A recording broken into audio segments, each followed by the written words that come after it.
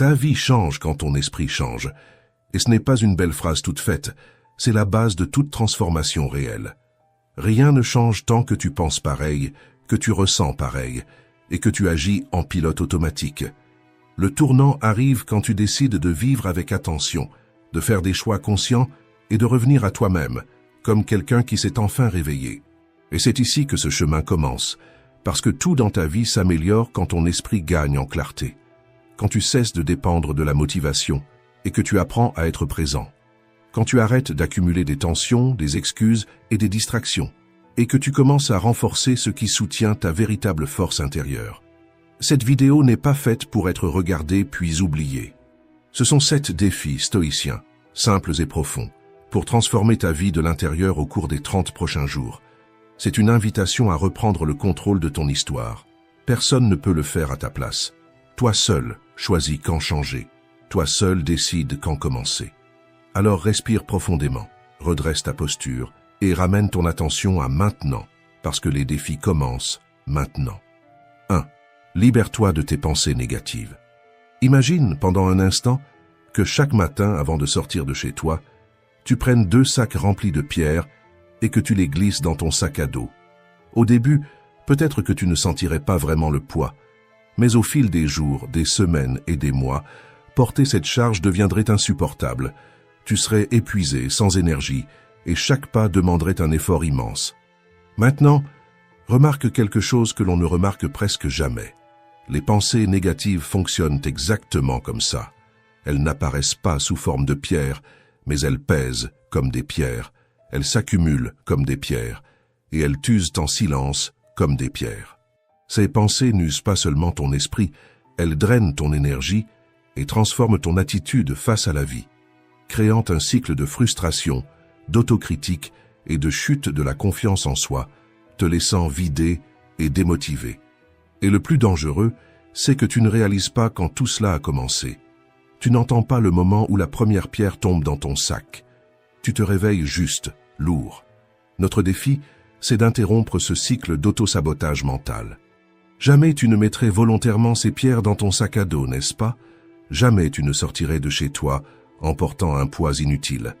Alors pourquoi laisser ton esprit porter des charges que tu n'as même pas choisies?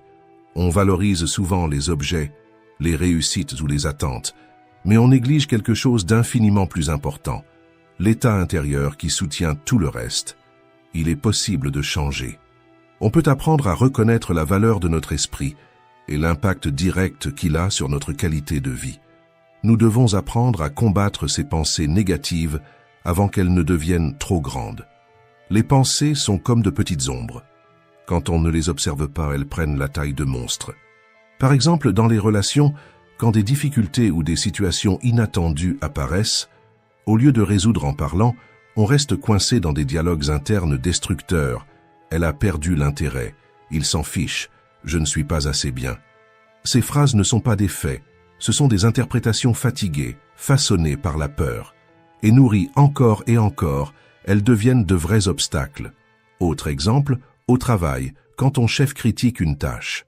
Au lieu de demander, comprendre et résoudre, tu penses « je ne fais jamais rien correctement ». Il ne me reconnaîtra jamais. Ces pensées s'accumulent comme des pierres invisibles et te font croire que la montagne est bien plus grande qu'elle ne l'est réellement.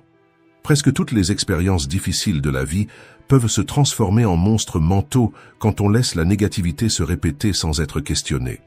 Désillusions amoureuses, échecs professionnels, amitiés brisées, erreurs commises, opportunités perdues, paroles dures du passé. Rien de tout cela n'a besoin de te détruire, mais tout cela peut te paralyser si tu revis ces scènes comme si elles allaient se reproduire. Revivre peurs et échecs, c'est ouvrir la porte à l'autodestruction. Dans les 30 prochains jours, interromps ce cycle. D'abord, tu dois arrêter de nourrir ton esprit avec des déchets émotionnels. Évite de répéter des souvenirs douloureux comme s'ils étaient des vérités définitives. Ensuite, dirige ta mémoire avec intelligence, en te concentrant sur les événements et les pensées qui te renforcent et t'inspirent. En éliminant les pensées négatives, tu fais de la place pour un état d'esprit plus léger et plus constructif, qui te permet d'affronter les défis avec plus de sérénité et de confiance. C'est comme vider ton sac à dos pour enfin te rendre compte que tu marchais depuis toujours beaucoup plus lourd que nécessaire. Une manière efficace de commencer, c'est de reconnaître la pensée négative au moment où elle apparaît et de la défier. Quand une pensée surgit, demande-toi, est-ce vraiment vrai? Y a-t-il une autre façon de voir ça? Ce simple acte de questionnement affaiblit le mécanisme de la négativité. Le monstre perd de sa taille quand tu allumes la lumière.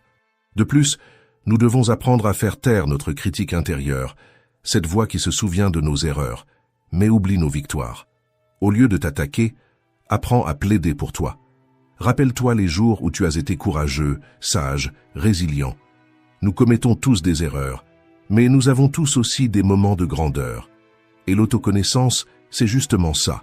Se voir en entier, pas seulement à travers ses failles. Quand on cherche ce chemin intérieur, on façonne une version plus forte et plus honnête de soi-même. Le parcours n'est pas linéaire, mais il révèle une vérité que peu de gens perçoivent. La force intérieure ne naît jamais de la perfection. Elle naît du courage de continuer malgré les failles. Le stoïcisme nous enseigne qu'il est possible de changer notre façon de voir la vie et de remodeler nos valeurs, y compris l'importance que nous nous accordons. Montaigne a écrit « Rien ne pèse plus lourd que la pensée que l'on porte depuis trop longtemps ». Et c'est exactement ce que nous faisons ici, apprendre à lâcher. Si tu es vraiment prêt à relever ce défi et à l'appliquer dans ton quotidien, laisse ta marque en t'engageant ici. Écris dans les commentaires « Je vais appliquer ». Ce petit geste peut être le début de grands changements, parce qu'un esprit léger marche plus loin, voit plus clair, et crée un avenir qui semblait auparavant impossible. 2. Laisse aller ce qui te retient. Objets, histoire et émotions. Ce défi consiste à apprendre à vivre sans quelque chose que tu considères indispensable, non pas pour prouver ta force au monde, mais pour te prouver à toi-même que tu n'es prisonnier de rien à l'extérieur, et que la vraie liberté commence quand tu romps des dépendances dont tu ne soupçonnais même pas l'existence. Cela peut être quelque chose de petit, comme ton dessert préféré, ou quelque chose de plus important, comme le temps que tu passes sur les réseaux sociaux. L'idée est simple. Explorer le pouvoir de l'autocontrôle, qui est l'une des libertés les plus profondes qu'un être humain puisse conquérir. Imagine un instant ce que ce serait de mettre de côté quelque chose qui t'apporte du confort. À première vue, cela ressemble à une privation, à une perte, à une petite joie dont tu te prives. Mais ce que nous entraînons ici, ce n'est pas la privation, c'est la souveraineté intérieure, c'est la capacité d'avancer sans béquilles émotionnelles, c'est le courage de soutenir ton propre corps sans t'appuyer sur ce qui est facile. Quand tu décides de vivre quelques jours sans ce à quoi tu es habitué, tu fais quelque chose que la plupart ne font jamais. Tu élargis ta zone de résistance, tu renforces ta discipline, et tu découvres que la force naît du renoncement conscient. Parce que tout exercice d'inconfort volontaire aiguise l'esprit, ouvre la poitrine et révèle des parties de toi qui étaient encore cachées. Ce parcours ne consiste pas seulement à renoncer à quelque chose pendant quelques jours. Il s'agit de changer de perspective, d'inverser l'axe, de cesser d'être conduit par ton désir et de commencer à le diriger en devenant une version plus mûre, plus lucide et plus indépendante de toi-même. Regardons ce défi de manière plus large. Il ne s'agit pas seulement d'objets matériels ou de petits excès, mais aussi d'apprendre à gérer des sentiments, des émotions et des habitudes qui sont devenues partie de toi sans que tu les aies vraiment choisis. Par exemple, pense à l'insécurité qui t'empêche souvent d'avancer. Elle n'apparaît pas sous la forme d'un cri, elle arrive comme un murmure, mais un murmure qui paralyse. Ça ne va pas marcher, ils vont te juger, et si tu échoues? Cette insécurité est comme un poids attaché à tes chevilles, t'empêchant d'avancer. Et durant les 30 prochains jours, chaque fois qu'elle surgira, imagine-toi en train de défaire le nœud qui la retient, la laissant tomber au sol comme un fardeau qui ne t'appartient plus. Ce défi ne consiste pas seulement à résister à une habitude, il s'agit de te libérer de quelque chose qui freine clairement ta croissance. Parfois, nous portons des sentiments négatifs, comme si nous étions coincés dans une toile invisible. Même en sachant qu'ils nous font du mal, nous restons là, parce qu'il existe un petit confort à garder ce que l'on connaît, même quand ce que l'on connaît fait mal. C'est ce que les philosophes appelaient des chaînes dorées, belles à l'extérieur, destructrices à l'intérieur. Mais lorsque tu te mets au défi de vivre sans ces attaches, tu découvres des forces que tu ne soupçonnais pas. et tu réalises que la douleur du renoncement est plus légère que la douleur de la prison.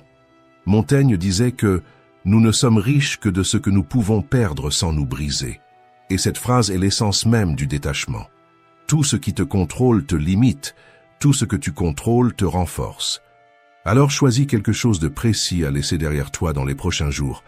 Cela peut être un sentiment négatif comme la peur ou l'autocritique, une habitude nuisible comme la procrastination ou l'excès de réseaux sociaux, ou toute autre chose qui vide ton potentiel en silence. Ce choix ne consiste pas à perdre quelque chose, il consiste à récupérer de l'espace en toi. Pense à l'insécurité qui t'empêche d'agir. Rappelle-toi que ta vie et ton vrai bonheur ne dépendent pas de ces choses dont tu te défais. La joie réelle naît de choix conscients, pas du confort automatique. Observe comment tu grandis quand tu lâches ce qui ne te sert plus. C'est la première étape d'un parcours plus profond. Apprendre que tu n'as pas besoin de tout porter, que tu peux choisir ce qui reste et ce qui s'en va. En acceptant ce défi de détachement matériel et émotionnel, tu fais un pas solide vers la liberté personnelle. Tu vas remarquer que beaucoup de choses qui semblaient indispensables n'étaient que des distractions déguisées, et que ce qui te renforce vraiment ne pèse pas, ne retient pas, ne limite pas, mais t'élargit. S'entraîner à l'autocontrôle, c'est s'entraîner à dominer tes émotions, tes impulsions et ton discours intérieur. Alors qu'est-ce que tu choisis de laisser derrière toi? Quel sera ton premier pas vers une vie plus libre, plus lucide et plus consciente? Tout détachement est aussi une naissance, la naissance de quelqu'un de plus fort. 3. Maîtrise ce qui se passe à l'intérieur de toi.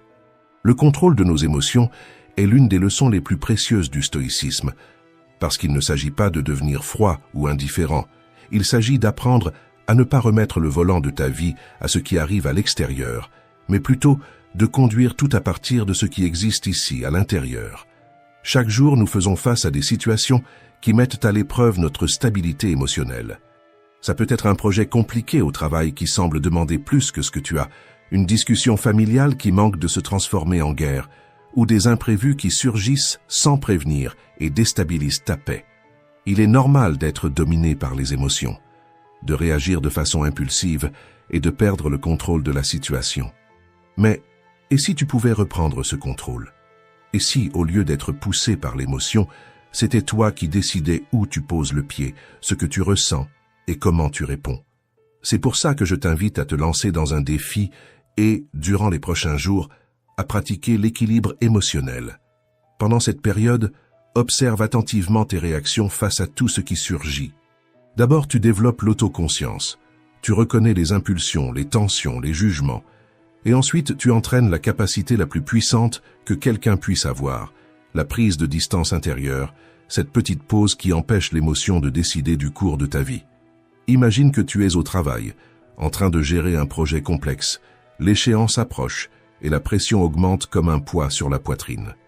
Au lieu de laisser le stress t'envahir, tu t'arrêtes un instant et tu observes la situation sous un angle plus large.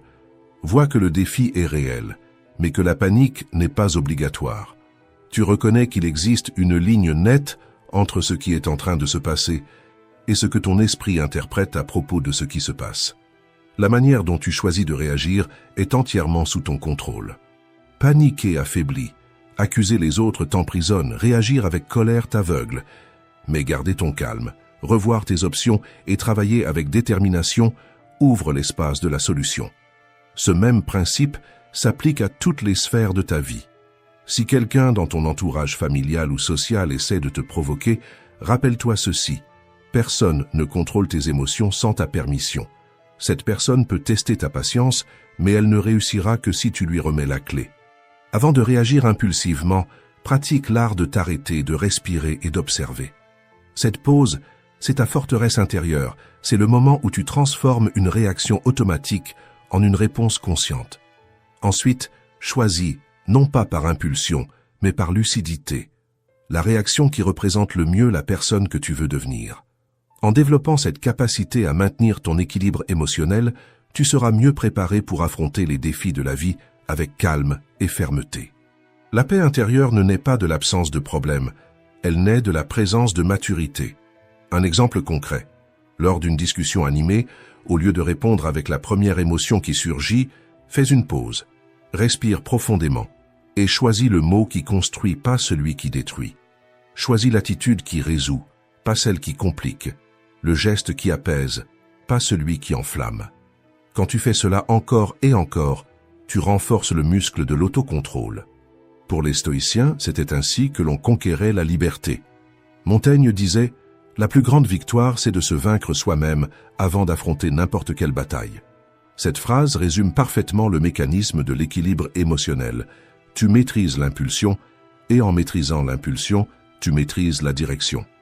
Durant les 30 prochains jours, engage-toi à observer et à choisir tes réactions. Quand tu gouvernes ton intérieur, rien de l'extérieur ne peut te renverser. Quand tu décides qui tu es, personne ne décide à ta place. 4. Quand tout devient progrès, plus rien ne peut t'arrêter. Il existe un basculement mental tellement puissant, tellement profond et tellement rare, que très peu de personnes dans toute l'histoire ont vraiment appris à vivre ainsi. La capacité d'utiliser absolument tout ce qui arrive, le bon, l'injuste, l'inattendu et même le douloureux, comme combustible pour grandir. Pas comme une jolie idée, mais comme une pratique quotidienne. Les stoïciens appelaient cela la résilience active. Ne pas seulement supporter la vie, mais la transformer. Ne pas fuir les faits, mais les reconfigurer de l'intérieur. Pense à cela. Chaque jour, des choses arrivent jusqu'à toi. Des messages, des mots, des retards, des défis, des imprévus, des opinions, des attentes, des critiques, des événements que tu n'as pas demandés. Et, sans t'en rendre compte, une grande partie de ton énergie s'en va en tentant de contrôler ce qui ne dépend pas de toi. Mais il existe une autre manière de vivre, une manière stoïque, une manière forte, une manière rare. C'est quand tu décides, de façon consciente et mature, de faire un choix que très peu osent faire. Tout ce qui arrivera jusqu'à moi sera converti en progrès. Imagine une vieille roue à eau tournant lentement près d'une rivière, l'eau qui passe, turbulente, calme, claire, sale, peu importe, elle frappe les pales, fait tourner le mécanisme et produit de la force. Tu deviens cette roue. Rien de ce qui arrive n'est gaspillé. Tout se transforme en mouvement, tout se transforme en avancée, tout se transforme en force. C'est le cœur de ce défi. Peut-être que quelqu'un te parlera avec dureté, peut-être qu'un projet échouera, peut-être qu'une relation ne correspondra pas à ce que tu espérais, peut-être que la vie te surprendra avec quelque chose qui te fera tomber pendant quelques minutes. Mais lorsque tu choisis de transformer tout en progrès, tu penses autrement. Qu'est-ce que cela est venu m'enseigner? Qu'est-ce que cela est en train de me montrer sur moi? Qu'est-ce que je dois renforcer maintenant? Qu'est-ce que je peux développer à partir de cela? Rien ne te diminue quand tout te construit. Marc Aurèle disait que le feu absorbe tout ce qu'on y jette et le transforme en flamme. C'est peut-être la métaphore la plus puissante du stoïcisme. Sois le feu, peu importe ce qu'on te lance, tu transformes. Peu importe ce qui t'atteint, tu grandis. Et c'est ici que commence ton défi. Dans les 30 prochains jours, chaque fois que quelque chose t'irrite, te frustre, te déçoit ou te trouble, tu vas poser une seule question.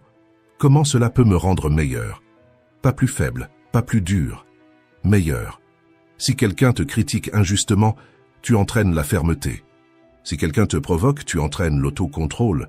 Si quelque chose retarde, tu entraînes la patience. Si un plan échoue, tu entraînes l'adaptation. Si la vie te serre, tu entraînes la résilience. Rien n'est du gaspillage, rien n'est inutile. Tout est matière première de ton progrès.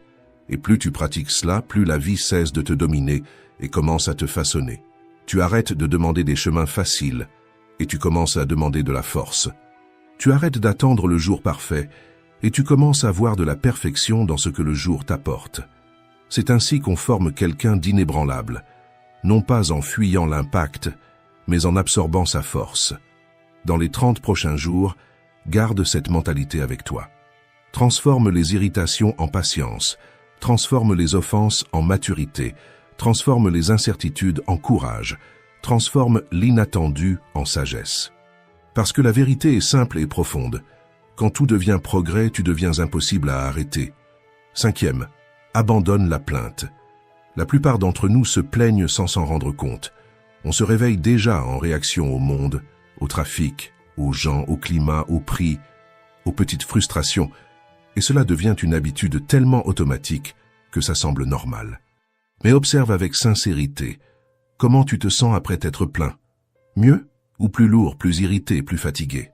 C'est là que beaucoup perçoivent le problème. Se plaindre ne soulage pas le poids, ça l'augmente. Se plaindre ne libère pas la tension, ça la diffuse. Se plaindre ne résout rien, ça ne fait que renforcer ce qui va mal. Et voici la partie la plus difficile à remarquer. Chaque petite plainte semble inoffensive, mais ensemble, elles minent ton énergie, elles enlèvent ta clarté et transforment ta journée en un terrain plus difficile qu'elle ne l'est réellement. C'est pour cela que le défi commence ici. Pendant les 30 prochains jours, choisis de ne pas laisser la plainte guider tes mots. Ce n'est pas avaler tes sentiments. Ce n'est pas faire semblant que tout va bien. C'est simplement ne pas donner ta voix à l'impulsion automatique de critiquer tout ce qui t'entoure. Chaque fois que tu te plains, tu donnes du pouvoir au problème. C'est comme arroser ce que tu ne veux pas voir pousser. C'est comme t'enfoncer dans des sables mouvants. Plus tu bouges en direction des problèmes, plus tu te sens coincé dedans. Et tu le sais, ça commence par une plainte minuscule et quand tu t'en rends compte, tu es en train de te plaindre de toute ta journée. Cela arrive parce que tout ce sur quoi tu concentres ton attention finit par s'étendre. Marc Aurèle disait que notre vie est colorée par nos pensées et nos mots révèlent exactement ces couleurs. Parfois, on ne se rend même pas compte qu'on pense de manière destructrice, mais ce qu'on dit montre exactement ce qui se passe à l'intérieur de nous. Alors vient la question pratique. Comment briser ce cycle? Avec quelque chose de simple, choisis un objet, un bracelet, une alliance, un élastique, et chaque fois que tu remarques que tu es sur le point de te plaindre, change cet objet de côté. Ce geste minuscule te ramène au moment présent, brise l'automatisme et te donne la possibilité de choisir une réponse meilleure. Quand tu arrêtes de te plaindre, tu recommences à voir ce qui était caché, les petites joies, les détails qui passent inaperçus quand ton esprit reste focalisé sur ce qui t'irrite, la légèreté qui apparaît quand tu cesses de nourrir ce qui te fait du mal. C'est ici que beaucoup perçoivent la vérité, tu as beaucoup plus de contrôle sur ton bonheur que tu ne l'imagines. Se plaindre plante des graines de négativité. Arrêter de se plaindre plante des graines de gratitude. Et cela change ton regard. S'il pleut au réveil, tu profites du climat. Si ton collègue fait du bruit, tu mets quelque chose que tu aimes écouter. Si les prix augmentent, tu réorganises tes habitudes, au lieu de t'épuiser avec ce que tu ne contrôles pas. Rien de tout cela ne consiste à prétendre que la vie est parfaite. C'est choisir où placer ton énergie. Chaque mot a du poids, chaque mot façonne ton expérience, et quand tu te plains, tu entraînes ton esprit à chercher exactement ce que tu ne veux pas. Si quelque chose peut être changé, change-le. Si ça ne peut pas l'être, change ton attitude, mais ne livre pas ta paix à la plainte. Accepte ce défi des 30 jours. Il n'est pas théorique, il est pratique, réel, transformateur. Contrôler tes mots est la première étape pour contrôler ta vie. Si cela a du sens pour toi, engage-toi maintenant. Écris dans les commentaires. Aujourd'hui, je brise le cycle de la plainte. 6. Entraîne ton esprit à voir ce qui a déjà de la valeur. Pense à cette incroyable capacité que nous avons de penser, de sentir, de profiter et d'aimer, et comprends que c'est là le premier pas pour entrer dans une démarche de gratitude, inspirée par les paroles sages de Marc Aurèle. Quand tu te réveilles le matin, ne te contente pas de penser à la routine qui commence, mais au miracle que représente le fait d'être en vie. Respire profondément et sens la vie battre dans chaque partie de toi, et reconnais à quel point ce privilège qu'est vivre est extraordinaire. Mais avant même ces mots, il existe quelque chose d'encore plus profond, prendre conscience que rien de ce que tu vis n'est garanti, que chaque matin est une faveur de la vie, pas un droit automatique. Et quand tu comprends ça, même le silence de l'aube commence à sembler un cadeau. Il est naturel, quand on se sent insatisfait ou dans les moments difficiles, que notre esprit s'accroche au négatif et qu'on oublie de valoriser ce qui, un jour, a été un rêve et qui, aujourd'hui, fait partie de notre réalité.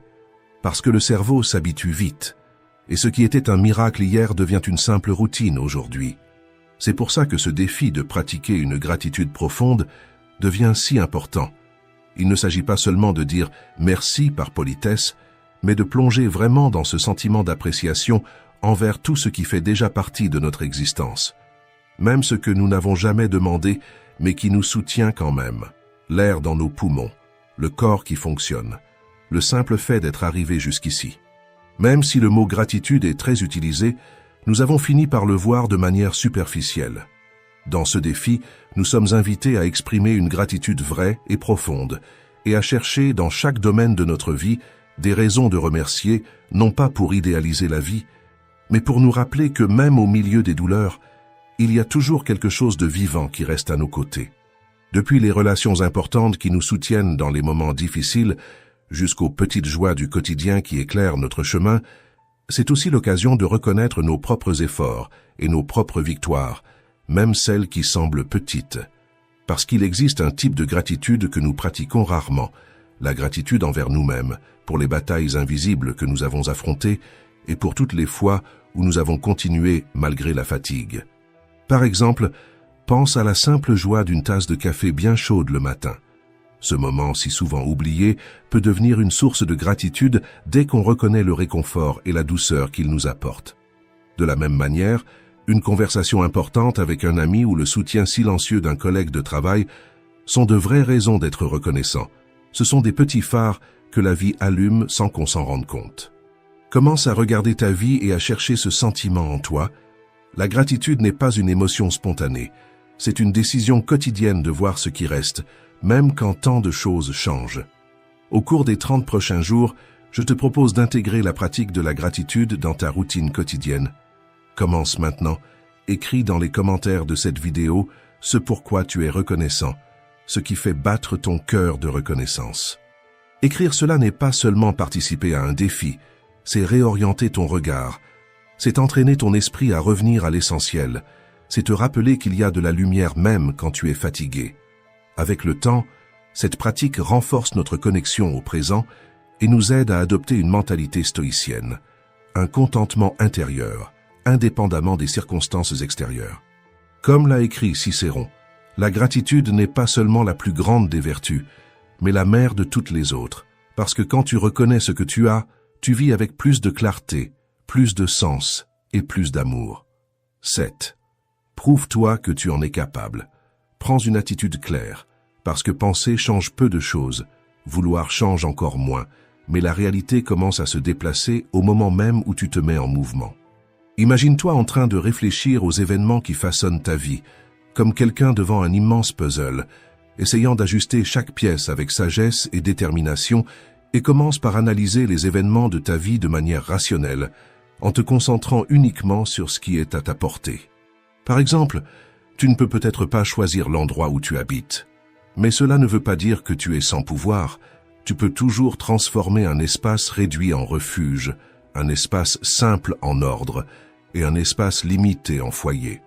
Et pour ce qui est des petits choix du quotidien, même si tu n'as pas les plus beaux vêtements ou les meilleures chaussures, tu peux toujours te vêtir d'une attitude de confiance, de respect et de politesse, parce que la dignité ne dépend jamais de ce que tu portes. Elle dépend de la manière dont tu te tiens. Faire face à de grands défis, comme la maladie de quelqu'un que tu aimes, peut être douloureux. Et même si nous ne pouvons pas changer la situation, nous pouvons offrir présence, soin et amour. Et parfois, c'est la seule force qui soutient quelqu'un de l'intérieur. Peut-être que tu es un entrepreneur qui a commencé sans ressources, mais tu as le pouvoir d'offrir excellence, qualité et un service qui fait que les gens se sentent réellement considérés. Dans l'alimentation, même avec des ingrédients simples, il existe toujours la décision de cuisiner avec soin, créativité et attention. Et dans l'environnement professionnel, nous ne contrôlons pas toutes les variables, mais notre posture, notre dévouement et notre caractère sont entièrement à nous. Dans n'importe quel contexte, il existe toujours une occasion d'agir avec conscience et détermination en te concentrant sur la seule chose qui ne pourra jamais être retirée, l'action que tu choisis d'accomplir. Et lorsque nous faisons cela, l'adversité ne nous paralyse pas. Elle devient un terrain fertile où notre force grandit. Sur le chemin de la vie, nous nous retrouvons souvent face à la difficulté de prendre des décisions fermes et sûres. Ce n'est pas facile, parce que cela demande courage, responsabilité et engagement. C'est comme affronter quelque chose qui nous intimide, parler en public pour la première fois, changer de carrière, mettre fin à une relation qui n'a plus de sens. Ces moments défient notre zone de confort et exigent une attitude immédiate.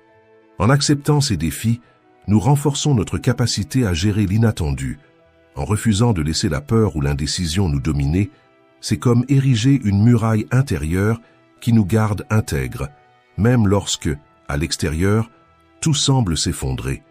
Quand les vents de la vie deviennent tempétueux, c'est cette citadelle intérieure qui garde ton intégrité intacte. Elle permet que tes décisions restent fermes et alignées sur tes principes les plus profonds. Et cette citadelle n'existe que parce que tu l'as construit pierre après pierre, avec tes choix, tes actions, ta posture, ta discipline et ta vérité. Dans cette même trajectoire, nous rencontrerons ceux qui construisent et ceux qui détruisent. Il y a des personnes qui élèvent leurs valeurs comme des piliers de leur propre existence, et d'autres qui, par peur, ressentiment ou négligence, finissent par ronger leur propre fondation. Le choix entre construire ou détruire est toujours entre nos mains. Nous pouvons décider de renforcer cette citadelle intérieure, en consolidant nos valeurs et notre courage, ou laisser cette structure se dissoudre faute d'action. Cette décision détermine la direction de toute notre vie, et comme l'a écrit Reinhold Niebuhr, le courage est la forme la plus élevée de maturité, c'est la volonté d'agir malgré la peur. Et si je te disais que la vie que tu désires est déjà à portée de main mais que tu ne t'en rends pas encore compte? Ce n'est pas la chance qui va ouvrir ces portes, ce n'est pas un alignement cosmique, et ce ne sont certainement pas les attentes des autres qui vont t'y conduire. Ce qui change vraiment ton histoire, c'est la capacité de faire ce que faisaient les stoïciens, prendre les commandes de ton propre esprit avant même d'essayer de commander le monde. Ils n'attendaient tout pas des conditions parfaites. Ils ne commençaient pas à partir de rien. Ils ne dépendaient de l'approbation de personne. Les stoïciens désiraient à partir de la force, de la clarté, de la présence, de la conscience que tout progrès commence à l'intérieur et ne se manifeste à l'extérieur qu'ensuite. Ils avaient un avantage que tu peux avoir maintenant. Ils savaient exactement ce qu'ils cherchaient, et plus important encore, ils savaient qui ils devaient devenir pour y arriver. Chaque pas était réfléchi, chaque habitude était intentionnelle, chaque choix faisait partie d'un chemin plus vaste.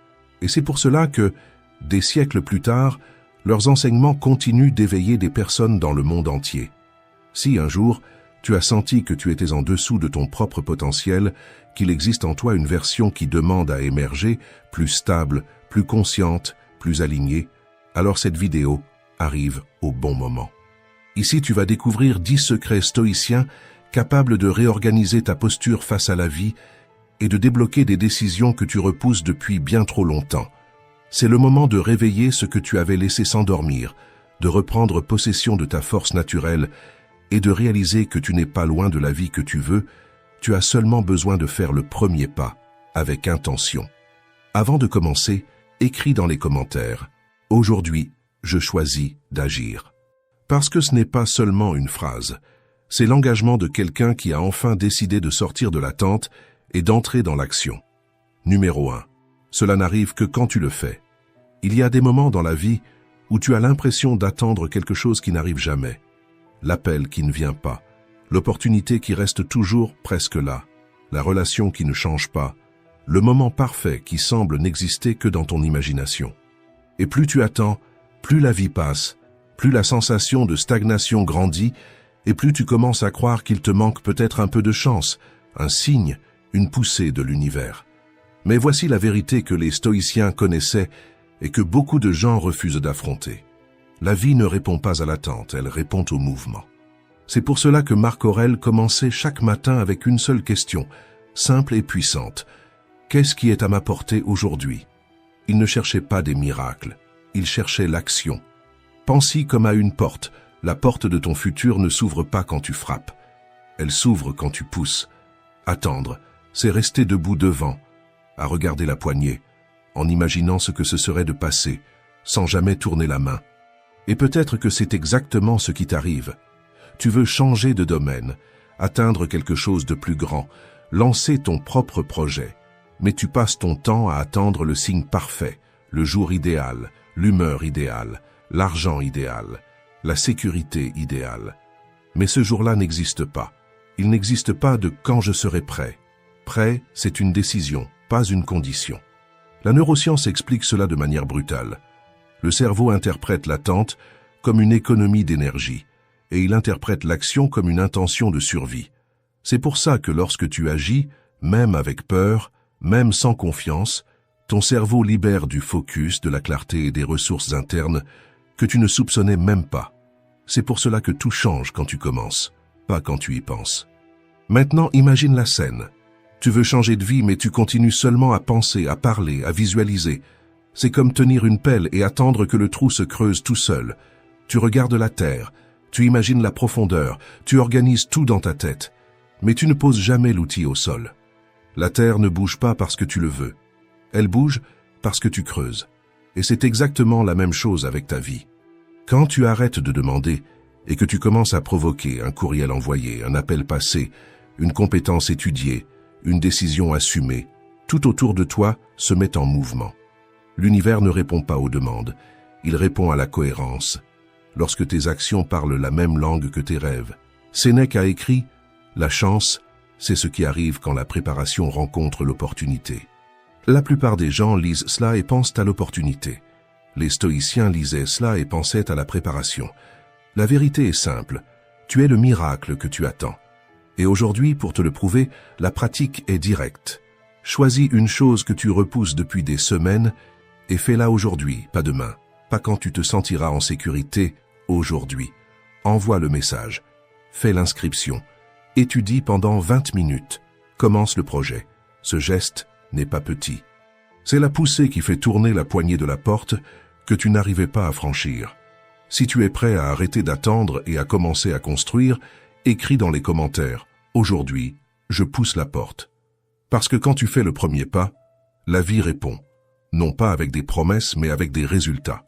Numéro 2. Le désir ne devient réel que lorsqu'il naît d'un esprit tranquille. Il existe 2 types de désirs. Le désir qui te porte et le désir qui te perd. As-tu déjà remarqué que, parfois, tu veux tellement de choses en même temps que tu as l'impression de courir avec le cœur accéléré, mais sans savoir où tu vas. Tu te réveilles avec l'envie de grandir, mais tu te couches avec la sensation de n'avoir fait aucun pas réel. Ce n'est pas un manque de capacité, c'est un manque de direction. Les stoïciens l'avaient compris bien avant le monde moderne, bien avant l'anxiété, la comparaison et l'excès de stimulation. Épictète disait que le problème n'est pas de désirer, c'est de ne pas savoir pourquoi tu désires. Et c'est exactement cela qui emprisonne tant de personnes aujourd'hui. Imagine une voiture avec l'accélérateur enfoncé à fond, mais sans volant. La force existe, la vitesse existe, le mouvement existe, mais la direction non. Et lorsqu'il n'y a pas de direction, toute énergie devient usure. C'est ce type de désir que tu dois abandonner. Le désir qui naît de la comparaison, de la peur, de la précipitation à vouloir prouver quelque chose, de cette impression que tu es en train de rester en arrière. La neuroscience explique cela de manière simple. Lorsque tu désires quelque chose sous l'effet de l'anxiété, ton cerveau active le circuit de la menace, pas celui de la clarté. Ton corps interprète tes rêves comme un danger, pas comme un chemin. C'est pour cela que tu ressens l'urgence, l'agitation, la confusion et aucune paix. Maintenant, lorsque le désir naît d'un but, lorsque tu comprends la raison véritable, le cerveau active le focus, le filtrage et la constance. Tu ne tournes plus en rond, tu avances. Pour que ce soit clair, imagine cette scène. Tu décides que tu veux gagner davantage d'argent. Alors tu travailles sans arrêt, tu te sacrifies, tu te mets la pression, tu t'épuises. Et lorsque tu finis par obtenir quelque chose, il y a toujours en toi un vide persistant. Ce n'est pas parce que tu as échoué, c'est parce que tu visais la mauvaise cible. Ce que tu voulais, ce n'était pas l'argent. C'était la tranquillité, c'était la liberté, c'était la sécurité. Mais comme tu ne l'as jamais nommé, tu as poursuivi le symbole et non la signification. Et lorsque tu poursuis le mauvais symbole, tout désir devient anxiété. Les stoïciens étaient d'une honnêteté brutale à ce sujet. Désirer tout, c'est ne rien désirer. L'âme ne s'épanouit pas dans la vitesse, elle s'épanouit dans la direction. C'est pour cela que certaines personnes vivent épuisées. Ce n'est pas un excès de tâches, c'est un excès de désir désaligné. Sénèque disait « Aucun vent n'est favorable à celui qui ne sait pas où il va. Si tu veux la paix, tu dois d'abord savoir ce qui compte vraiment. Si tu veux la force, tu dois d'abord savoir ce qui te porte vraiment. Si tu veux la réussite, tu dois d'abord savoir ce que tu cherches vraiment, et non ce que le monde t'a convaincu de poursuivre. Qu'est-ce que je désire parce que je le veux vraiment? Et qu'est-ce que je désire parce que je suis poussé par la comparaison, par l'anxiété ou par la précipitation. Choisis un seul désir, un seul, et demande-toi 3 fois, pourquoi est-ce que je veux cela? Si la réponse t'apporte calme, clarté et direction, c'est le bon chemin. Si elle t'apporte urgence, peur ou besoin de prouver quelque chose, ce n'est pas ton désir, c'est seulement de l'anxiété déguisée. Lorsque tu désires avec intention, tout ce que tu cherches commence à venir vers toi, non pas parce que tu cours derrière, mais parce que, enfin, tu sais où tu vas. Si cela a touché quelque chose en toi, écris dans les commentaires. Aujourd'hui, je choisis de désirer avec direction. Parce que le bon désir n'accélère pas ton cœur, il aligne ta vie. Numéro 3. Rêve de demain, mais travaille aujourd'hui. Rêver est magnifique, nécessaire et puissant. Mais il existe un danger silencieux qui retient beaucoup de personnes pendant des années. Elles confondent visualisation et progression. Elles imaginent le changement, mais ne déplacent rien dans la réalité. Les stoïciens le savaient. Ils n'avaient rien contre le fait de rêver. Le problème n'était pas l'imagination, c'était l'absence de mouvement. Imagine une scène simple. Tu as une graine dans la main. Tu la regardes. Tu imagines l'arbre grandir, tu visualises l'ombre, les fruits, les racines profondes, mais tu ne mets pas la graine en terre. Tu n'arroses pas, tu ne prends pas soin, tu n'accomplis pas le minimum inconfortable qui transforme un rêve en existence. Le résultat? Rien ne se passe. Et c'est exactement ce que beaucoup font avec leurs projets, leurs affaires, leurs rêves, leurs relations, leur carrière. Ils rêvent beaucoup, mais plantent peu. Lorsque tu visualises un objectif, ton cerveau active des zones liées à la motivation et à l'intention, mais s'il n'y a aucune action dans les 48 heures suivantes, le cerveau comprend que cela n'est que de l'imagination et réduit drastiquement l'énergie initiale. C'est pour cela que tu te sens inspiré aujourd'hui et vide demain. Le rêve n'est pas le problème. L'erreur est de le laisser flotter, sans ancrage dans le monde réel. Pense à quelqu'un qui veut créer une entreprise. Il visualise la liberté, imagine les clients, construit le scénario idéal, mais ne passe aucun appel, ne teste rien, ne parle à personne, ne crée pas le premier produit. Le rêve devient un beau tableau accroché au mur de l'esprit, mais ne devient jamais vie. C'est pour cela que les stoïciens défendaient une visualisation fonctionnelle, non fantasque. Visualise pour t'orienter, mais agis pour construire. Marc Aurèle disait « Arrête de rêver au futur, commence à agir maintenant ». Il visualisait le chemin, mais il donnait le pas dès aujourd'hui. La vérité, c'est que le rêve est la carte, mais l'action est le terrain. Et tu as besoin des deux. Lorsque tu visualises sans agir, tu crées de la frustration. Lorsque tu agis sans visualiser, tu crées de la confusion. Mais lorsque tu unis les deux, clarté et mouvement, tout commence à prendre forme. Fais le premier pas, même s'il te semble trop petit. C'est ce geste qui sépare ceux qui rêvent de ceux qui construisent. Si cela a fait sens pour toi, écris dans les commentaires « Aujourd'hui, je plante ma graine ». Parce que les rêves fleurissent, mais seulement lorsque les pieds touchent la terre. 4. Ne romps jamais la parole que tu te donnes à toi-même. La plupart des gens n'échouent pas par manque de capacité. Ils échouent parce qu'ils se laissent convaincre par des excuses très bien formulées. L'excuse arrive toujours avec des arguments parfaits. Je suis fatigué. Ce n'est pas le moment idéal. Je commence lundi. Aujourd'hui, ce n'est pas possible. Et le plus dangereux, c'est que ces phrases paraissent sensées, paraissent même prudentes, mais ne sont en réalité que des manières sophistiquées de repousser ta vie à demain. Les stoïciens savaient que la grande bataille n'est pas contre le monde. Elle est contre cette voix intérieure qui essaie de te garder confortable, au chaud, immobile. Et Épictète disait cela avec une clarté tranchante. Personne n'est libre tant qu'il reste l'esclave de lui-même. Pour expliquer cela, utilisons une métaphore qui montre ce qui se passe réellement en toi. Imagine un lion dressé. Il a la force de renverser n'importe quel obstacle, mais il reste immobile parce qu'il a grandi en croyant que le collier qu'il porte est plus fort que lui. Ton excuse fonctionne exactement de la même manière. C'est un collier psychologique. Elle ne te retient pas parce qu'elle est forte, elle te retient parce que tu y crois. La neuroscience confirme cela. Quand tu choisis le confort immédiat, le cerveau active le système de récompense rapide, dopamine instantanée, soulagement immédiat. Aucun progrès réel. Mais quand tu choisis la discipline, le cerveau active le système de récompense différé. le même circuit neuronal que celui des grandes conquêtes, courage, clarté, concentration profonde. Et c'est exactement pour cela que les personnes disciplinées semblent avoir de la chance. Leur cerveau a été entraîné à résister au court terme et à construire le long terme. Maintenant, réfléchis à cela avec honnêteté. Combien de fois as-tu promis de te lever tôt? Combien de fois as-tu dit que tu ferais du sport aujourd'hui? Combien de fois as-tu promis d'étudier, d'économiser, de te concentrer, et tu ne l'as pas fait? Pas parce que tu n'en es pas capable, mais parce qu'au moment critique, tu as laissé ton excuse gagner par forfait. Les stoïciens comprenaient quelque chose de brutal. Le moment parfait n'existe pas, il se construit. Tu n'as pas besoin de te sentir motivé pour agir. La motivation est instable. La discipline est une identité. Et la discipline, ce n'est pas se réveiller avec envie, c'est se réveiller en agissant. Pense à ta vie aujourd'hui. Fais une seule action que tu repousses depuis longtemps et termine-la, indépendamment de ce que tu ressens. Non pas parce que c'est facile, non pas parce que tu es inspiré, mais parce que c'est ce que font les personnes disciplinées. Elles décident d'abord et ressentent après. Cet acte est un message envoyé à l'univers, mais surtout à toi-même. Je fais ce que je dis. Et une personne qui fait ce qu'elle dit change complètement sa propre histoire.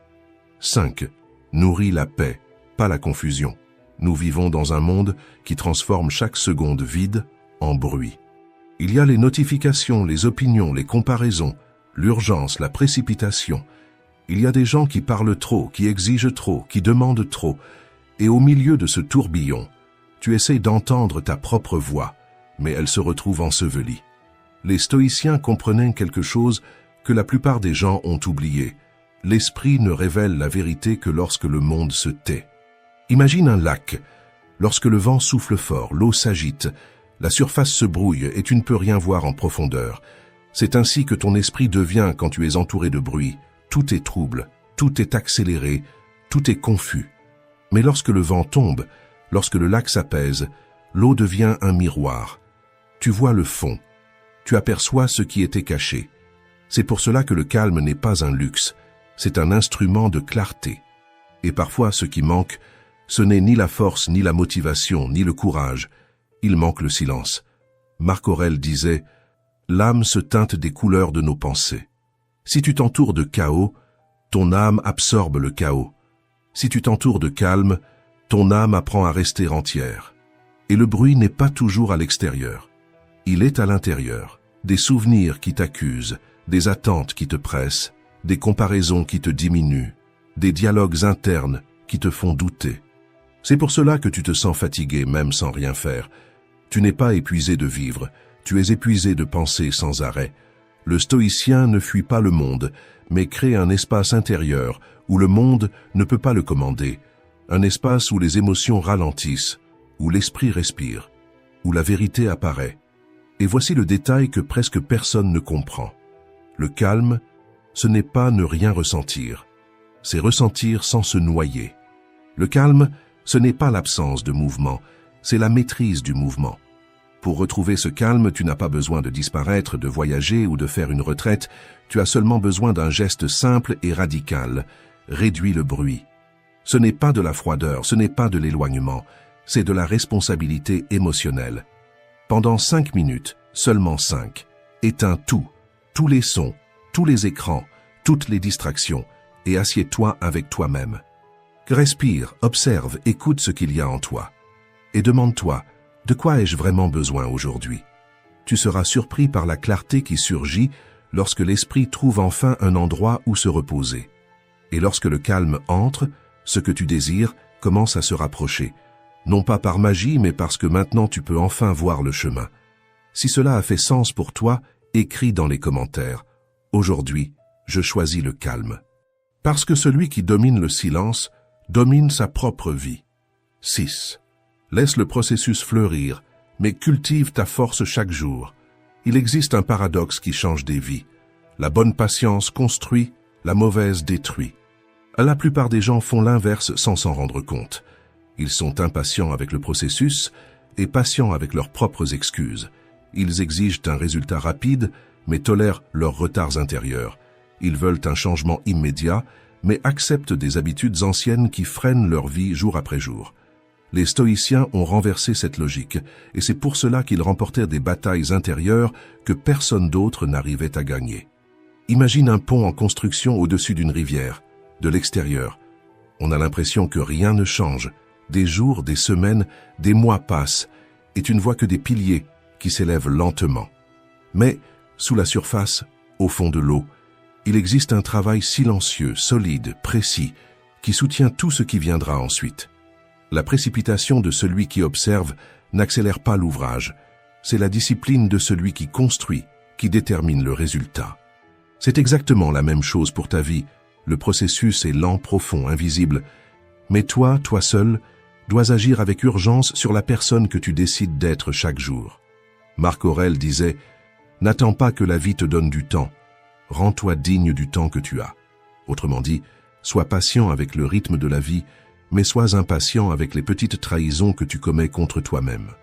La promesse que tu as repoussée, l'habitude que tu as laissée traîner, le changement que tu sais nécessaire, la limite que tu n'as jamais posée, le rêve que tu repousses toujours à plus tard, toutes ces petites concessions sont comme des micro-fuites dans un barrage. Tu ne les remarques pas au début, mais elles vident ton avenir. L'impatience, ce n'est pas attendre sans agir, c'est agir sans abandonner. Les stoïciens comprenaient que tout grand résultat repose sur 3 piliers. D'abord un but ferme, ensuite une action quotidienne, et enfin une patience mature, non émotionnelle, mais stratégique. Tu ne sais jamais quel pas va tout débloquer. Cela peut être un geste simple comme envoyer un message, demander de l'aide, étudier 22 minutes, pratiquer une nouvelle habitude, et soudain, après des semaines de silence, la vie te répond. C'est ainsi que les processus fonctionnent. Ils grandissent en silence et éclatent d'un coup. La pratique stoïque du jour est la suivante. Choisis une chose pour laquelle tu as été beaucoup trop patient avec toi-même et change-la aujourd'hui. Et en même temps, choisis une chose pour laquelle tu as été trop impatient avec la vie. Et accorde-lui du temps, le bon temps, la maturité juste, l'espace nécessaire. Parce que celui qui comprend cette dualité maîtrise son propre chemin. Impatient pour agir, patient pour récolter. Si ce secret t'a parlé, écris dans les commentaires. Aujourd'hui, j'agis avec urgence et je grandis avec patience. Parce que c'est cet équilibre qui transforme, vitesse intérieure et calme face au monde. 7. Toute frustration contient la graine de ta force. La frustration arrive de manière discrète. Elle entre quand quelque chose que tu attendais n'arrive pas, quand quelqu'un te déçoit, quand un rêve s'effondre avant même de commencer. Et pendant quelques instants, on a l'impression que tout en toi se rétracte, mais les stoïciens avaient une lecture totalement différente de la frustration. Pour eux, la frustration n'était pas un signe de faiblesse, c'était un point de bascule, l'instant exact où tu décides si tu vas te briser ou si tu vas grandir. La frustration ressemble à une fissure. Elle apparaît quand quelque chose, à l'intérieur ou à l'extérieur, exerce plus de pression que prévu. La fissure fait mal, bien sûr, mais elle révèle aussi l'endroit où tu dois te renforcer. C'est ainsi que fonctionnent les grandes constructions. Un ingénieur n'ignore pas la fissure, il améliore la structure. Le stoïcien fait la même chose, mais avec l'âme. Marc Aurèle disait « L'obstacle à l'action fait avancer l'action. Ce qui gêne le chemin devient le chemin. » Autrement dit, ce qui te blesse peut devenir exactement ce qui te rend plus fort. Pense à un moment de ta vie où quelque chose s'est terminé trop tôt. Une relation, un projet, un plan. Au début, la douleur te domine, la poitrine se serre, l'esprit demande « Pourquoi ? Pourquoi moi ? Pourquoi maintenant ?» Mais après un moment, quand tu respires profondément et que tu essuies tes yeux, tu remarques quelque chose que tu ne voyais pas avant. La frustration t'a montré exactement ce que tu tolérais trop, ce que tu ignorais trop, ce que tu cachais trop. La frustration est un miroir. Elle t'oblige à regarder ce que tu ne voulais pas affronter. Peut-être que tu t'es trop tu, peut-être que tu as trop attendu, peut-être que tu as donné plus que tu ne recevais, peut-être que tu as mis ta vie entre les mains de quelqu'un ou de quelque chose. Et quand tout cela se brise, tu ressens de la douleur, mais avec cette douleur arrive une lucidité qui transforme. La frustration te dit « Ici, tu dois te rétablir, ici, tu dois te choisir, ici, tu dois te renforcer. » Et lorsque tu comprends cela, quelque chose de puissant se produit. La frustration cesse d'être un poids et devient un carburant. Utilise la frustration comme point de départ, pas comme lieu de résidence. Pense à une frustration récente et demande-toi avec une honnêteté absolue, qu'est-ce que cette douleur essaie de m'enseigner? Plus de fermeté? Plus d'auto-soin? Plus de limites? Plus de courage? Plus de vérité envers toi-même? Quand tu réponds à cette question, la frustration cesse de t'écraser et commence à te pousser, parce que l'obstacle n'est pas la fin, c'est la porte vers ta prochaine version. 8. Arrête d'essayer de contrôler le résultat. Contrôle ce que tu fais. Il existe une liberté discrète que peu de personnes connaissent, la liberté de faire de ton mieux sans devenir prisonnier de ce qui échappe totalement à ton contrôle. La plupart des gens vivent en fonction du résultat. Si ça marche, ils célèbrent. Si ça ne marche pas, ils s'effondrent. Mais c'est le chemin le plus rapide vers une vie instable, anxieuse et toujours dépendante de la validation extérieure. Les stoïciens avaient une autre vision, ferme, mature et bien plus puissante. Tu contrôles l'action, jamais le dénouement. Pour que ce soit clair, laisse-moi te raconter une histoire réelle que très peu de gens connaissent, mais qui révèle exactement la force de ce principe. L'histoire d'Angela Duckworth et de sa défaite, qui est devenue une victoire. Avant de devenir l'une des plus grandes chercheuses au monde sur la discipline, elle a tenté d'intégrer la prestigieuse académie militaire de West Point. Elle avait étudié pendant des mois, elle se levait avant le lever du soleil, elle entraînait son esprit et son corps. Elle a fait tout ce qui était à sa portée. Le jour de la sélection finale, elle a été recalée.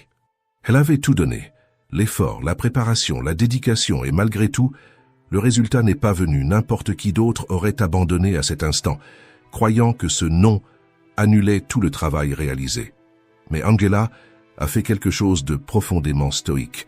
Elle n'a pas mesuré sa valeur par le résultat, elle l'a mesuré par le courage de l'effort, et cet état d'esprit a transformé sa vie. Au lieu de se définir par l'échec, elle a décidé d'étudier précisément ce qu'il avait rejeté. Pourquoi certaines personnes persévèrent et pourquoi d'autres renoncent. Des années plus tard, sa recherche a donné naissance au concept mondialement connu de grit, la combinaison de discipline et de persévérance qui aujourd'hui est devenue une référence mondiale en psychologie, en performance et en réussite. Si elle s'était attachée au résultat, son histoire se serait arrêtée à cette porte fermée. Mais parce qu'elle s'est attachée à l'effort, elle a ouvert des portes que le résultat ne lui aurait jamais offertes. Les stoïciens appelaient cela la victoire intérieure, quand tu gagnes par la personne que tu deviens, et non par ce que tu reçois. Marc Aurèle disait « L'effort t'appartient entièrement, le dénouement ne t'a jamais appartenu. » Combien de fois as-tu tout fait correctement et malgré ça, la vie n'a pas répondu comme tu l'espérais? Et combien de fois cela t'a-t-il fait abandonner, douter de toi, croire que tu n'étais pas assez? Si tu as donné ton meilleur, tu as déjà gagné. Si tu as agi avec courage, tu as déjà grandi. Si tu ne t'es pas trahi, tu as déjà avancé. Attache-toi à l'effort, parce que ça, personne ne peut te l'enlever. Laisse aller le résultat, parce que ça n'a jamais été entre tes mains. Le résultat ne définit pas ta valeur. Il définit seulement la prochaine étape. Choisis quelque chose pour laquelle tu te mets une pression énorme à cause du résultat et change la question. Au lieu de « Est-ce que ça va marcher ?», demande-toi « Est-ce que j'ai fait ce qui était à ma portée ?» Si la réponse est oui, respire, fais confiance, avance. Parce que lorsque tu lâches le résultat et que tu honores l'effort, rien ne te paralyse. Si cela a touché quelque chose en toi, écris dans les commentaires « Aujourd'hui, j'honore mon effort ». Parce que le résultat est incertain, mais ta force est garantie dès que tu décides de continuer. 9. Deviens la personne qui attire tout ce qu'elle désire. Il existe un piège discret qui vole des années de vie à énormément de gens, l'illusion que le bonheur arrivera quand quelque chose se produira, quand je gagnerai plus, quand je rencontrerai quelqu'un, quand j'aurai du temps, quand les choses s'amélioreront. Mais cette logique a un problème, elle place ta vie entre les mains de circonstances que tu ne contrôles pas. Les stoïciens avaient une vision bien plus puissante. Tu n'attends pas que le monde change, tu changes d'abord et le monde répond. Pense à un feu de camp. Si tu mets du bois sec, il s'enflamme. Si tu mets du bois humide, il s'étouffe. Le bois représente ton état intérieur. La flamme représente les opportunités qui arrivent. C'est ça la cohérence. Le monde ne te donne pas ce que tu demandes. Il te donne ce que tu arrives à soutenir à l'intérieur. Sénèque disait « Aucune vie ne s'épanouit sans une racine solide. Ce que tu veux existe, oui, mais cela ne s'approche que de ceux qui ont construit la base intérieure nécessaire pour le recevoir. Parce que tu n'attires pas ce que tu désires, tu attires ce que tu deviens. Une personne qui cherche la paix, mais vit dans le chaos, repousse la paix. Une personne qui cherche l'amour mais craint la vulnérabilité, repousse l'amour. Une personne qui veut la réussite, mais agit avec insécurité, repousse les opportunités. Non pas parce qu'elle est faible, mais parce qu'elle n'est pas encore alignée avec ce qu'elle veut vivre. C'est comme essayer de capter une station de radio en étant décalé de quelques millimètres, le signal n'arrive pas parce que tu n'es pas sur la bonne fréquence. Les stoïciens comprenaient que tout commence à l'intérieur. La posture que tu adoptes, le standard que tu acceptes, l'énergie que tu transmets et la discipline que tu pratiques sont les aimants qui façonnent ta vie. La question que tu dois te poser est « Est-ce que je me comporte comme quelqu'un de prêt pour ce qu'il désire ?» Parce que ça ne sert à rien de vouloir l'abondance tout en agissant comme quelqu'un qui vit dans la pénurie. Ça ne sert à rien de vouloir le respect tout en acceptant des miettes émotionnelles. Ça ne sert à rien de vouloir évoluer tout en répétant de vieux schémas. Quand tu t'alignes à l'intérieur, le monde s'aligne à l'extérieur. C'est ainsi que tu deviens un aimant, non pas en attendant que le futur te choisisse, mais en choisissant qui tu es, chaque jour. 10. Adopte aujourd'hui l'attitude de la personne que tu veux être demain. Il existe une erreur silencieuse qui emprisonne des millions de personnes. Elles attendent que la vie change pour ensuite changer de comportement. Elles attendent d'avoir plus de temps pour devenir disciplinées. Elles attendent d'avoir plus d'argent pour agir avec responsabilité. Elles attendent de se sentir confiantes pour faire ce qu'elles doivent faire. Mais les stoïciens ont découvert un principe différent, un principe qui change des destins. Tu ne deviens pas quelqu'un d'abord pour ensuite agir, tu agis d'abord, et c'est l'action qui façonne la personne que tu deviens. Pense à un acteur qui joue un rôle pendant des mois et qui finit par adopter les gestes du personnage même en dehors de la scène. Pourquoi ? Parce que le corps apprend en faisant, l'esprit apprend en faisant. L'identité naît du faire. C'est exactement ainsi que tu transformes ta vie, non pas en attendant de ressentir, mais en te comportant comme quelqu'un qui a déjà décidé. Sénèque disait « Si tu veux devenir meilleur, agis comme si tu l'étais déjà. Tu veux devenir quelqu'un de discipliné? Alors commence aujourd'hui avec une seule habitude, même petite. La discipline n'arrive pas avant la routine, elle naît de la routine. Tu veux devenir quelqu'un de confiant? Alors prends une décision aujourd'hui sans demander d'approbation, même si ça fait mal. La confiance n'apparaît pas avant le courage, elle naît du courage. Tu veux devenir quelqu'un qui réussit? Alors agis avec sérieux envers tes rêves, même si personne n'y croit. Le succès n'arrive pas avant la posture, il naît de la posture. C'est ce point que presque personne ne comprend. Tu ne deviens pas soudain la personne que tu veux être. Tu grandis jusqu'à elle, pas à pas. Comme un pont construit pierre après pierre, tu sculptes ton identité dans la manière dont tu te parles, dans la manière dont tu réagis aux difficultés, dans la manière dont tu agis même sans applaudissements, dans la manière dont tu te choisis dans les jours difficiles. C'est cette constance silencieuse qui crée ta prochaine version. Et quand tu changes de l'intérieur, le monde n'a pas d'autre choix que de répondre.